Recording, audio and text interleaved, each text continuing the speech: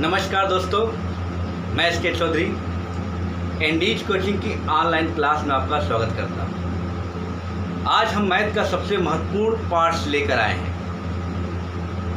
उत्तीर्ण एवं अनुत्तीर्ण के प्रश्न बहुत ही महत्वपूर्ण ये सेक्शन है। ये समझ लिए कि यहाँ से प्रश्न आते ही आते हैं। अगर प्रतिशत से कहीं सवाल आता है तो सबसे ज़्यादा पास और फेल वाले प्रश्न आते हैं, उत्तीर्ण एवं अनुत्तीर्ण के प्रश्न आते हैं। इस प्रश्न में दो कैटेगरी के प्रश्न आते हैं। एक कैटेगरी की पहचान होगी कि इसमें विषय दिए रहेंगे। मैक्सिमम 2 विषयों के आते हैं, लेकिन 3 विषय के भी आ सकते हैं, लेकिन अभी हम 2 विषयों पर टारगेट करेंगे। यानी कोई न कोई 2 विषय दिया रहेगा, उसके पास और फेल से संबंधित प्रतिशत दिया रहेगा और आपसे यहाँ पे किसी का पास या फेल होने का परसेंटेज पूछा जा सकता है। तो आइए देखते हैं इस प्रश्न को। पहले तरीका, पहला प्रश्न है पहचानेंगे कैसे। देखिए सवाल, किसी परीक्षा में 55% छात्र गणित में, 35% छात्र अंग्रेजी में, देखिए 2 विषय दे दिया, और 20% छात्र दोनों विषयों में उत्तीर्ण हो, तो कुल अनुत्तीर्ण छात्रों का प्रतिशत ज्ञात कीजिए। अनुत्तीर्ण छात्रों का प्रतिशत पूछा जा रहा मित्रों। तो आपको करना क्या, ऐसे विषयों के लिए तरीका देखिए। पहले फर्स्ट और सेकंड और ऐसे दोनों लिख देंगे। पहला विषय जो उसको लिख देंगे जैसे गणित है, दूसरा विषय अंग्रेजी, और ये दोनों इतना लिख देंगे। अब आते हैं प्रश्न को। कह रहा कि 55% छात्र जो है गणित में, लिख दिए हम गणित के जगह उसका प्रतिशत। 35% छात्र अंग्रेजी के आगे हमने उसका प्रतिशत लिख दिया। और कह रहा दोनों में 20%, तो दोनों के जगह हमने 20% लिख दिया। अब इसके बाद ध्यान देना मित्र कि लिखने के बाद ये जरूर जानेंगे कि ये जो प्रतिशत है पास का है कि फेल है। अगर ये क्लियर कर लिया तो सिर्फ जोड़ घटाना कुछ है नहीं। देखिए कैसे, तो हमने देखा जब सबके साथ उत्तीर्ण बोला है ना, इसका मतलब ये भी उत्तीर्ण का परसेंटेज है, ये भी उत्तीर्ण का परसेंटेज है, और ये भी उत्तीर्ण का परसेंटेज। यानी हमको ये पता चल गया कि ये समान विशेषताओं वाला प्रतिशत है। यही ध्यान देना है, समान विशेषताओं वाला होना चाहिए। चाहे वो गणित हो, चाहे अंग्रेजी हो, चाहे दोनों हो, बस ये परसेंटेज ध्यान रखिएगा। ये पास का है तो ये भी पास का और ये भी पास का ही होना चाहिए, तभी समान विशेषता हो। और अगर ये फेल का है तो ये भी फेल का और ये भी फेल का ही होना चाहिए। तो पहले हमें चेक करना होगा कि समान विशेषताओं वाले प्रतिशत है कि नहीं। तो उसके लिए ज़रूरी है वो लिखना कि उसका परसेंटेज किसका है, तभी न जान पाएंगे ये समान विशेषताओं वाला है। तो आपने देखा कि उत्तीर्ण है, ये भी उत्तीर्ण है, ये भी उत्तीर्ण। जब समान विशेषताओं वाला हो मित्र न, तब बहुत ही आसान, तब हम कुल उत्तीर्ण का प्रतिशत जान सकते हैं। वो कैसे, इन दोनों को जोड़कर जो दोनों में शामिल उसको घटा दें। तब 55 + 35 - 20, तो हमने 55 में 35 जोड़ा तो 90, 90 में से 20 गया 70। बहुत आसान, लेकिन यही जब समान रहेगा तभी ऐसा आपको करना है। ये बताइए, जब कुल पास 70% है तो कुल फेल कितने होंगे मित्र? तो कुल फेल होंगे 100 में से 70 को घटा देंगे तो 30% उत्तर हो जाएगा मित्र। क्या है, बहुत ही आसान मित्रों, बहुत ही आसान। फिर से समझिएगा, ये समान होना चाहिए तभी आप ये प्रोसेस कर पाएंगे कि दोनों को जोड़कर ये बीच वाला घटाएंगे। अगर यह समान होगा तब ऐसा नहीं होगा। तो चलिए एक और सवाल को हम लोग देखते हैं मित्र। दूसरा सवाल, तो दूसरा सवाल को हम लोग देखेंगे और आप आराम से लगाते चलिए। आपकी किताब लेके बैठ जाया कीजिए और सवालों की खूब प्रैक्टिस कीजिए। रोज 10 सवाल की प्रैक्टिस कीजिए, बीओ आपका एकदम क्रैक हो जाएगा मित्र। बीओ से जानिए, मैथ रीजनिंग से 15 से 20 सवाल तो आने ही आने हैं, और ये सवाल आपको इतना हेल्पफुल करेगा आपको मेरिट बनाने में, क्योंकि अगर ये लगा रहे तो सही रहेगा, आपको बाद में मिलाने की जरूरत नहीं पड़ती है, चेक करने की जरूरत नहीं पड़ती है। चलिए आते हैं दूसरा सवाल। किसी परीक्षा में 58% छात्र गणित में, बिल्कुल कितना परसेंट मित्र? 58%। 37% अंग्रेजी लिख दिए दूसरा, और दोनों में 19%। कुछ लोग क्या करते, बस इतने लिखेंगे जोड़ के कर दे, नहीं, देखना पड़ेगा कि वास्तव में समान विशेषताओं वाले हैं कि नहीं, तभी इन दोनों को जोड़कर इसको घटाना। तो चूंकि लास्ट में बोला है अनुत्तीर्ण, इसका मतलब ये भी अनुत्तीर्ण का है, ये भी अनुत्तीर्ण का है, और ये भी अनुत्तीर्ण का, यानी समान विशेषताओं का मित्र हो गया। अब हम इन दोनों को जोड़कर इसको घटा देंगे तो हमें कुल अनुत्तीर्ण का प्रतिशत पता हो जाएगा मित्र। तो क्या करेंगे, 58 प्लस 37 दोनों को जोड़कर -19 कर देंगे, तो 8 7 15 95 हो जाएगा मित्र। 19 घटा देंगे तो 15 में से 9 क्या हो जाएगा, 6, यानी 76%। क्या हुआ मित्र, अनुत्तीर्ण। तो कुल उत्तीर्ण पूछा है ना, तो मित्र कुल उत्तीर्ण का प्रतिशत जानने के लिए हमें क्या करना होगा, 100 में से घटा देना होगा, किसको, 76 को। तो क्या हो जाएगा, 24% मित्र। क्या उत्तर हो जाएगा, कुल उत्तीर्ण छात्रों का परसेंटेज होगा 24%। कितना आसान है मित्र, बस ये ध्यान है। अगर ये अलग हो गया ना तब आप ऐसा नहीं कर सकते, ये समान होगा तभी आप ऐसा कर सकते हैं। तो चलिए एक ऐसा प्रश्न देखते हैं जिसमें ये प्रतिशत क्या हो, समान ना, समान विशेषताओं का प्रश्न ना हो, तब हम क्या करेंगे। चलिए इस सवाल को थोड़ा सा हम बदल दें, तब आपको, जैसे किसी परीक्षा में 65% छात्र गणित में, 70% छात्र अंग्रेजी में,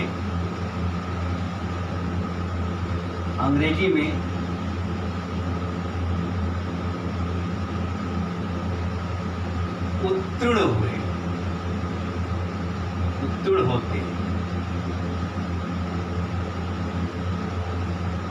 तथा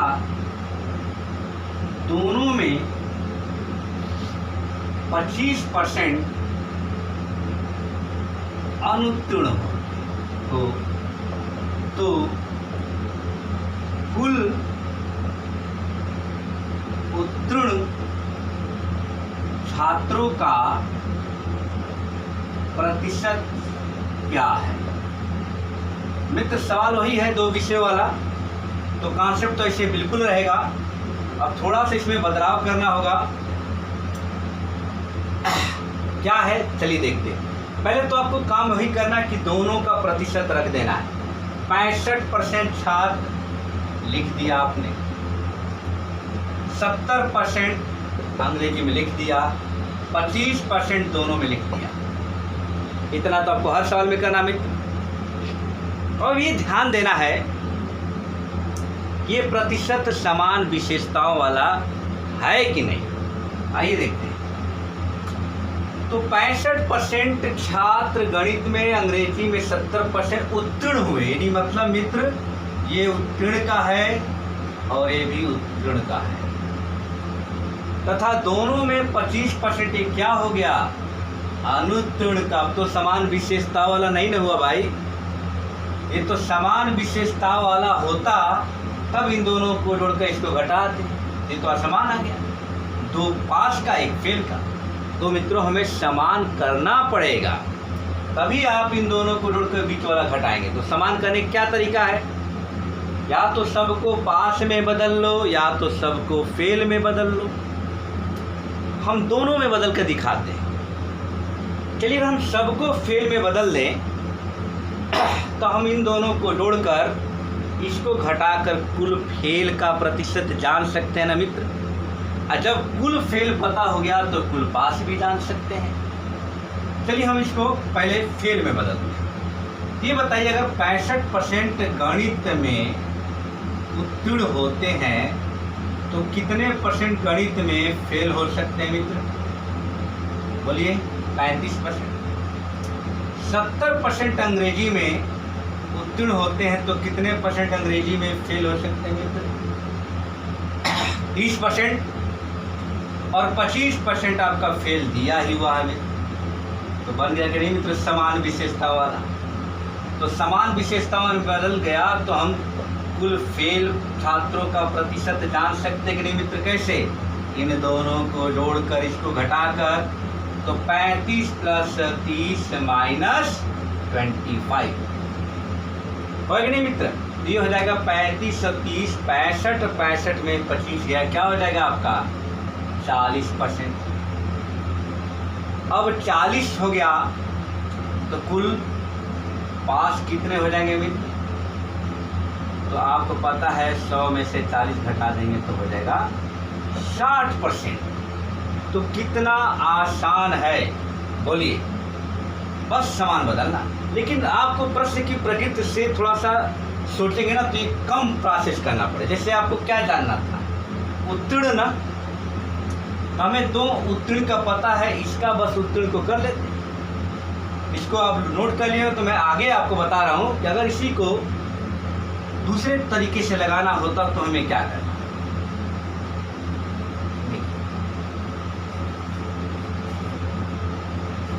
क्या करेंगे भाई? जब हमको उत्तीर्ण ही जानना है तो क्या जरूरत थी हम पहले फेल में बदले फिर पास में बदले? हम डायरेक्ट सबको पास में ही बदल लें। ये उत्तीर्ण का पता है, उत्तीर्ण ये भी है। और दोनों में बताइए भाई, अगर 25% अनुत्तीर्ण है तो कितने उत्तीर्ण हो सकते हैं? तो 75% उत्तीर्ण हो सकते हैं कि नहीं? बोलिए। 100 में से 25 घटा दिए, ठीक है ना? तो आप बताइए, ये भी उत्तीर्ण, ये भी उत्तीर्ण और ये भी उत्तीर्ण बन गया ना? तो अब आप डायरेक्ट कुल उत्तीर्ण का प्रतिशत निकाल सकते कि नहीं? तो क्या करेंगे? जब समान विशेषता है तो इन दोनों को जोड़ेंगे। 65 + 70 माइनस क्या कर देंगे? 75। तो क्या आया मित्र? 60% आया कि नहीं? देखिए 75 को 70 घटाए 5 घट जाएगा तो 60 पर वही आया जो पहले आपने लगाया। लेकिन पहले आपने कुल फेल निकाला फिर पास निकाला। तो जैसी प्रश्न की डिमांड हो वैसे आप कीजिएगा। बस ये ध्यान दीजिएगा कि इन दोनों को जोड़कर ये घटेगा तभी जब ये समान विशेषताओं वाले होंगे। आसान है कि नहीं? जोड़ घटाना है मित्र। अभी आप इसको भागते हैं ऐसे प्रश्नों से, ये सिर्फ जोड़ घटाना है, बस तरीका उसको सीख लीजिए। तो ऐसे प्रश्नों में हमें नहीं लगता अब आपको दिक्कत तो होनी चाहिए। अब कई बार क्या करेगा, प्रश्नों में रियल जनसंख्या पूछ देगा तो हमें क्या करना है? चलिए, अगर हमको वास्तविक कोई जनसंख्या निकालना हो तो क्या करेंगे?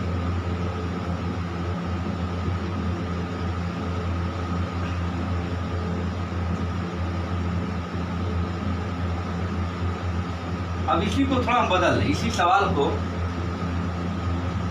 जैसे लिखा, किसी परीक्षा में 58% छात्र गणित में, 37% छात्र अंग्रेजी में, 19% छात्र दोनों विषयों में अनुत्तीर्ण होते हैं।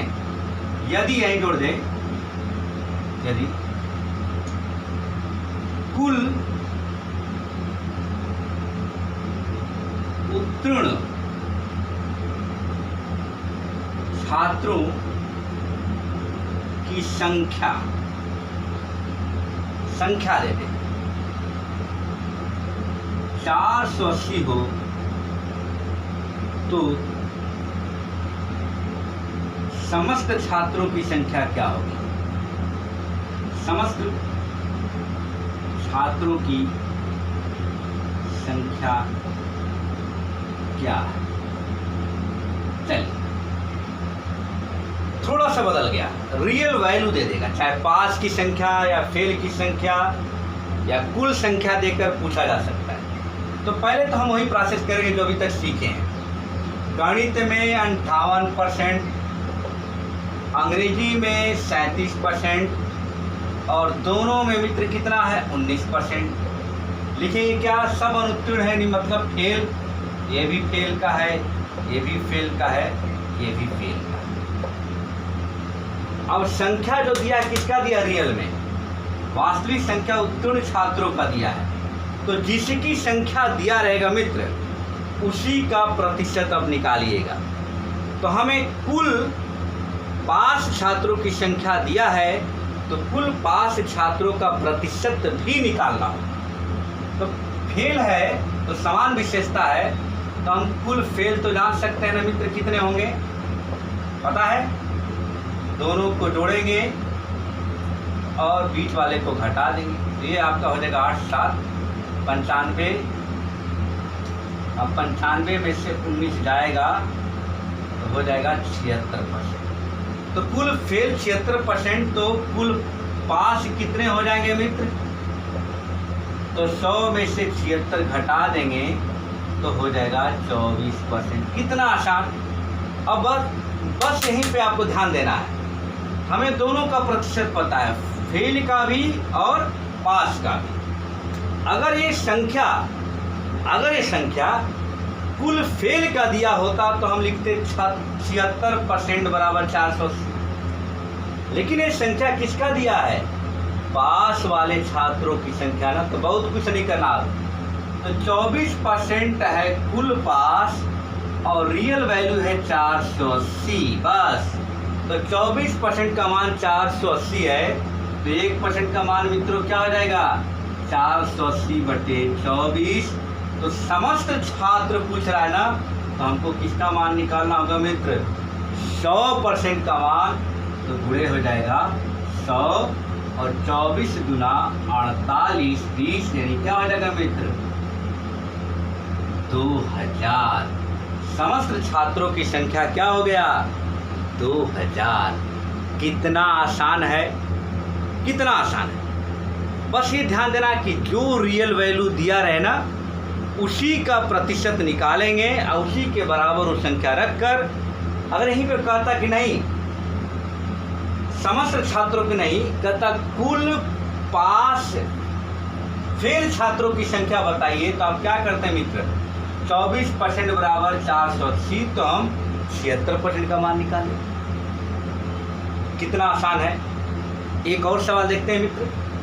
ये आपका इस तरह के प्रश्नों की ट्रेंड आपको समाप्त हो जाएगा और इस पर आप प्रैक्टिस कीजिएगा, देखिएगा सभी सवाल निकल कर आएंगे। आप कमेंट्स किया कीजिए कि सर सवाल समझ में आ रहा है कि नहीं समझ में आ रहा है, तो इस पर हम लोग आगे और प्रयास किया जाएगा। चलिए एक सवाल हम लोग और देखते हैं।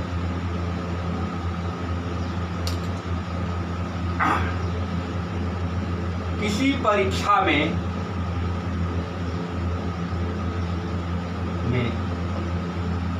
55% छात्र गणित में, 45% छात्र 65% अंग्रेजी में, ठीक है, और 40% छात्र दोनों विषयों में पास होते हैं। यदि कुल फेल छात्रों का संख्या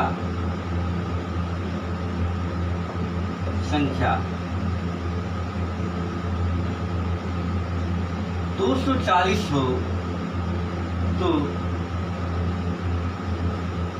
समस्त छात्रों की संख्या क्या होगी। चलिए देखते हैं मित्र।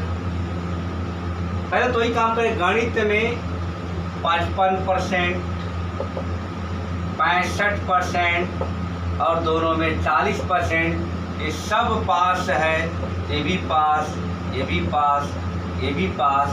तो हम कुल पास जान सकते हैं ना मित्र, क्योंकि समान विशेषता है। तो इन दोनों को जोड़ेंगे तो 55 प्लस 65 माइनस क्या कर देंगे मित्र 40। तो हम कुल पास का परसेंटेज जान सकते हैं। इसको जोड़ेंगे तो क्या हो जाएगा 120 में से 40 जाएगा तो हो जाएगा आपका 80%। होगा कि नहीं मित्र? तो कुल पास 80%, तो कुल फेल कितने होंगे मित्र? तो 100 में से 80 घटा देंगे बराबर 20% हो जाएंगे। तो कुल फेल 20%। अब कुल फेल संख्या कितना है 240। तो आपको कुछ नहीं करना है, 20% बराबर है 240। तो 1% बराबर इतने बटे 20। तो समस्त छात्रों की संख्या मतलब 100%। तो गुणे 100 हो जाएगा, ये कट जाएगा, यहाँ हो जाएगा 12 गुणे 100 यानी 1200। क्या मित्रों कोई दिक्कत आई? तो ये था पास और फेल के टाइप 1 वाले प्रश्न जो बहुत ही इंपॉर्टेंट होते हैं, हर परीक्षाओं में पूछे जाते हैं। इस पे आप प्रैक्टिस कर लीजिए। बीओ के लिए टॉपिक बहुत ही ज़्यादा महत्वपूर्ण है। इसके अगले पार्ट्स को लेकर हम कल उपस्थित होंगे। ठीक है। एक और जानकारी आपको बता दें कि आज मैं दोपहर में बीओ क्रैक रणनीति आपको बताने जाऊंगा कि आपके पास 60 दिनों का लगभग समय है और इस 60 दिनों में बीओ को कैसे क्रैक किया जाए।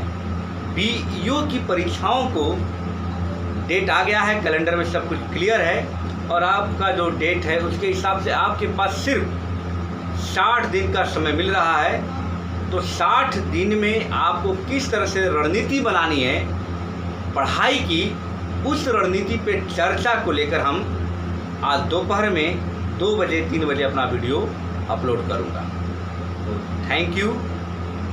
आप इसको पसंद आया है तो लाइक कीजिए, शेयर कीजिए और जितने भी बीओ के छात्र हैं, इंडीज कोचिंग से संबंध के जितने भी छात्र हैं वो जल्दी से जुड़ जाइए आप लोग, क्योंकि अब आपको पास समय नहीं है। क्रैक गांव पे है तो जल्दी आइए और अपनी तैयारी में लग जाइए। ओके, धन्यवाद।